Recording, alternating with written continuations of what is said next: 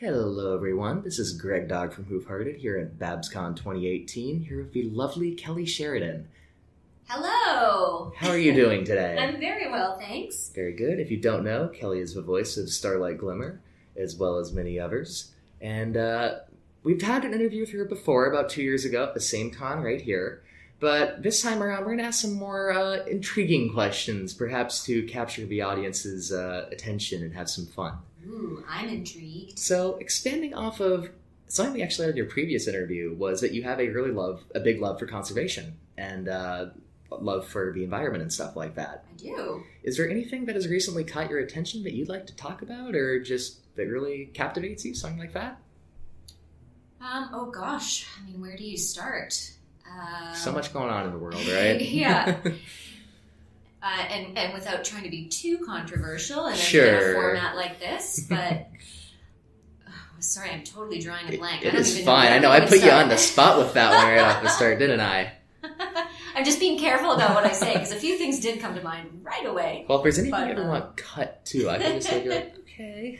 Yeah. Just think it's important to remember to when people are talking, like where I'm from in Vancouver, there's a lot of talk about a pipeline.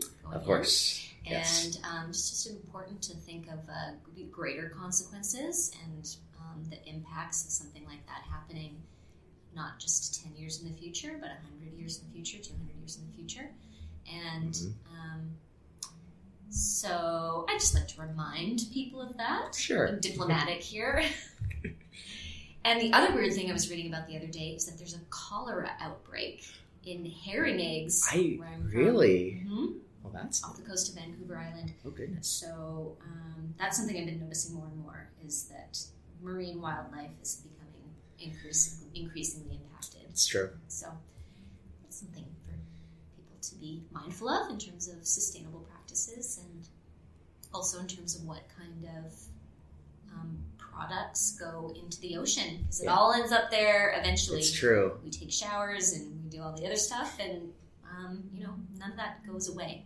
It stays with us. So. Yeah, I was reading about an article, I think like a week or so back, about the great big plastic garbage pile in the Pacific, and I think they said it was 3 or 4 times bigger than before, which is just nuts to think about and tragic, and hopefully they'll find a way to clean that up, but yeah, as it is. I've started doing that simple thing of whenever you're on a beach, which I often am because I live in a coastal city, just pick up however many pieces of garbage. Yeah. You say 3, but of course if you can do more, it's good. It feels like such a drop in the bucket, but it's something. It matters, and if everyone does it, then it's going to have a bigger impact. Yeah, if it means a seabird doesn't eat that piece of bubble wrap. Or a seagull, Yeah, wrapped to eat or everything. whatever it is, then that's good, You've saved that shorebird, and you've saved their offspring, and so you've done something. For sure. Yeah. So obviously we're in San Francisco, a lovely little city with a very vibrant environment and lots of fun people in it. What is your favorite part about San Francisco? Ooh, yes. A lot of favorite. I honeymooned here. So I love that's San awesome. Francisco. You must have loved that. Yeah. Good. I have lots of favorites. I'm not even going to pick one. I'm going to say a bunch of stuff. Yes. I love Golden Gate Park, and I love the Mission District because I love some of the food down there is just fantastic. This weekend, I'm especially loving that it's warm because it is. Isn't cold it nice and out dreary here? Back home in Vancouver, yeah, it's great. It's beautiful weather. Of course, that's not necessarily the case all the time with San Francisco, but I lucked out. And yeah, I just love. It's fun. I love California in general. I love the food, and I love. There's just something fun and lively about the environment. There's always something to do, which is great. Yeah. So, if you were mayor of San Francisco for a day and you could enact any law, silly, non-silly, whatever, what would you do? Ooh, what would I do? Mandatory drag. Oh my goodness. You know what? That'd be fun. Mandatory drag day. You have everyone doing it, like no one's really uncomfortable. It would be great. Everyone, I think that would go really well. I mean, and I think it would fly in a place like San Francisco. Oh, absolutely, yes. Yeah, everybody would be on board. Oh, I just thought of another thing that's funny and kind of related is we went to, my husband and I, when we were honeymooning here, went to the Starlight Room in the, I can't remember what hotel it's in, but it's this old Art Deco hotel, beautiful hotel, and the Starlight Room is on the 24th floor or something. Very fitting, obviously. Yeah, I know. I have a picture of me under the Starlight Room sign. And it's one of these incredible views of the city. It's hard to get a roofline view in Seattle because it's so hilly. But it's gorgeous. This old piano bar and all of the waiting staff dresses in black tie. Oh, that sounds lovely, classy. Yeah. Like it's a whole experience. Yeah, but people sometimes go there after work. So you have people in, business casual, or you have the tourists in like shorts and sandals. It doesn't matter what patrons wear, but the waiting staff are, and they have drag Sundays, so it all ties together. That's great. Drag brunch Sundays. There you go. Well, at Who Farted, we're all about the animals. We have people who are involved in a lot of veterinary work and stuff. So I was wondering, perhaps, do you have any animal that you love the most, or do you have a pet at home that you really love that you'd like to talk about? Well, I've always had pets growing up. We always had yellow labs. Oh, very good. Super very cute. And I had a cat until recently, and she was 11 or 12 when she passed away. I really miss her. It always hurts. And I haven't found another cat. I would, if I got another pet, it would probably be a cat. But I live in a very cat-friendly neighborhood and cat-friendly building, so I do lots of pet sitting, which is great. That's how I get my animal fix. There you go. Yeah, you sub in and you're like, I'll just take your kitty for a day, a few weeks. Yeah, is that okay? But we do have a rental shortage in the city I'm from, so a lot of people are finding it very difficult to find places to rent. And then, of course, there's a lot of buildings that have no pet policies, so it's really unfortunate. We have an unusual amount of animals being surrendered to the SPCA, to the animal shelter. And I was reading an article the other day that said, of course, remember your furry friends when you're thinking of adoption, but they do also have tons of reptiles and amphibians who have been surrendered. And I seriously considered getting a snake the other day because I love I'm so glad I met someone else who likes snakes. I love them. They're the Everyone's best. afraid of snakes, and we're so silly, and most of them are just like, as long as you don't peeve them, we're not going to bug you, and we're great. I've always wanted a snake, but I have a few people in my life who are really, really afraid of them, have a big phobia, and so they would never come over to my house.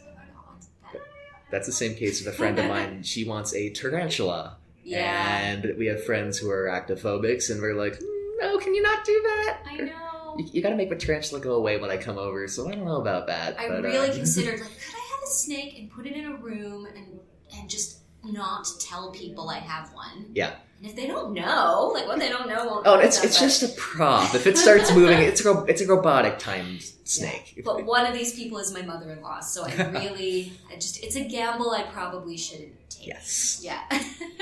But they make great pets, and they're warm and they're clean. They feel neat when you're holding them. Right. They're cool. Got a texture about them. Cool animals.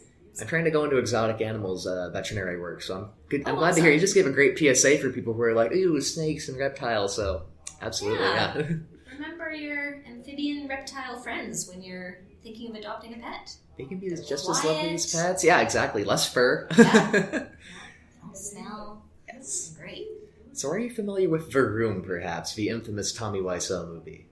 Yes, I am. I've never seen it, but my goodness. I'm familiar. I know what it is. Okay, well, hold off questions on that, but all I can say is please do. It is an experience, and if I may recommend an experience for seeing it, there is a live showing sometimes in San Francisco and Los Angeles. Excellent. Where the creator of a movie and the lead actor, obviously, Tommy Wiseau, comes in and he gives little spiels, and he's a riot. Oh, he comes in himself? Yes. Oh, that's amazing. It makes it fun. And have you ever heard of the Rocky Horror Picture Show showings where they have call-outs? Yeah. It's exactly like that for The Room. And they throw spoons at the screen because the movie is filled with pictures of spoons for absolutely no reason. Yeah. It is a fun experience for a night. But they do have screenings in Vancouver at some of the independent theaters, but of course we don't have Tommy Wiseau, so that's a whole Tommy in Vancouver. Come on, Tommy. I mean, who knows? Maybe he has been there, but he's everywhere. He's an international man of mystery, isn't he? He's got that accent about him, and everyone's like, "Was he from Poland? Is he French?" It's better if we don't know. Honestly, it's like he's kind of cooler that way. What I should do is watch The Room and then watch The Disaster Artist. Just yes. Stay on top of it all. And you were in a Rogan project with I was. Yes, with Sausage Party. Sausage Party. Yes. So do you know him a little, or no? I've never met him. I was curious. I thought he might be at the recording because he's from BC, he's from Vancouver, where I'm from, but he wasn't. They had other producers and directors in the room. Yeah. No, I've never met him. Seems like a cool guy. He seems like a fun dude to just hang out and chill with for a bit. Chill with. Chill, exactly. Nudge, nudge. Yeah. But all right, we're going to change the questions more towards MLP at this point. You didn't know a little about those. So Starlight has obviously become a big fixture of the show. She's been in almost half the seasons now, which is fantastic. And she has come very far as a character in just the last 2 seasons alone. Yeah. And I'm sure you probably get asked this a fair amount, but what do you think of her progression as a character and where she's at now and where she'll be heading in the future, without revealing too much? Right, of course. I think it's great. I really, I love what they've done with her. I mean, I know a lot of people, like, her presence on the show can be quite contentious. So, I understand that. And I think a lot of people at the end of season 5 were left going, oh my goodness, like, what happened? This huge turnaround. Yes. And I've used this metaphor before in interviews or on panels, but I think of it in terms of someone who makes a huge life change, like say they have a substance abuse problem or something like that. Exactly. And they have an epiphany, and then it's not like your life is suddenly fantastic and all flowers and roses from then on in. Then you have to do the hard work of changing and actually kind of walking this road that you've put yourself on. And so I think that's where we see her, especially through season 6, where, it's not easy. She makes mistakes, she messes up, she has a hard time, and she, sort of like magic is her addiction.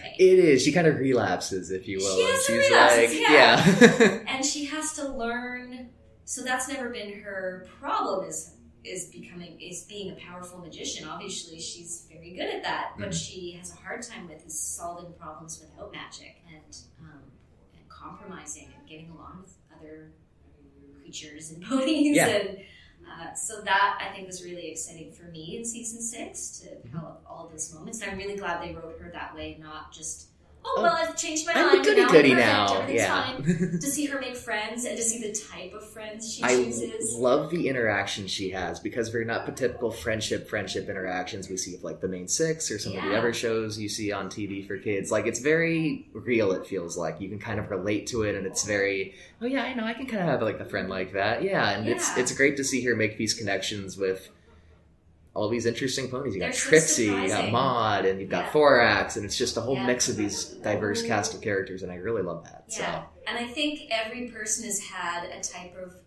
relationship that she has. Everyone has a friend like Trixie who's, mom or dad thinks they're a bad influence and maybe not a good idea to be Mom, friends you don't with, understand. But you have so much in common with them, and you get along like a house on fire, and that's just great. And then everyone has a friend like Maud, where it's one of those friendships that shouldn't work on paper, but exactly. But it just does. You have these funny things in common, and you're totally yourself and relaxed and quiet around that person and not have to talk. And everyone has a friend like Sunburst, where you've been friends since you were kids. Childhood, They had a bit of a break where they weren't friends. They were out of touch, but so I think that's great. It's kind of cool to, I think, people see themselves through that lens of these different friendships that she has. So I love that they've done that with the show. Very cool. I have a lot to say about Starlight. You do, I know. Well, you should. You have made her into an excellent character. Spent a lot of time with her. Yes. So obviously in the new season, you are the guidance counselor for the Friendship School. Whose bright idea was that? I think it's a great fit. It's going to create a lot of wild rides, and I think that'll be fun to look forward to. Yeah, but I think so. If you could have any other position in the Friendship School and perhaps, like, teach your own class or do something that you want to do to help the students with, what would that be? Graphic design. Graphic design. She does a great good answer. Design. It's very simple. It's very bold. You can make it abstract, perhaps. Do some fun stuff with it, and yeah, I'm not sure what you do. I think she's pretty well placed as a guidance counselor, and she's right in that sweet spot, which is really interesting when you're watching a character who's confident in what they're doing, but also not.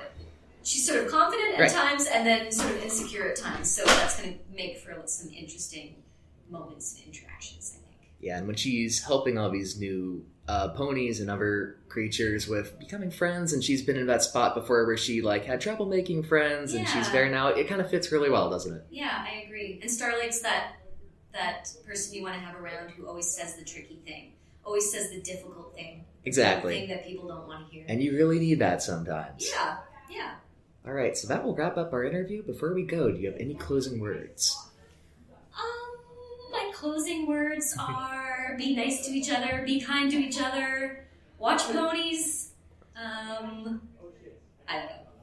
Sounds good to me. Hey, that sounds like good life advice to me. Be kind to each other, be nice to each other, watch ponies. I mean, come on. And eat tacos sometimes. Exactly. All right, well, this has been Kelly Sheridan here with Who've Heard It. I'm Greg Dog, and I will see you all next time.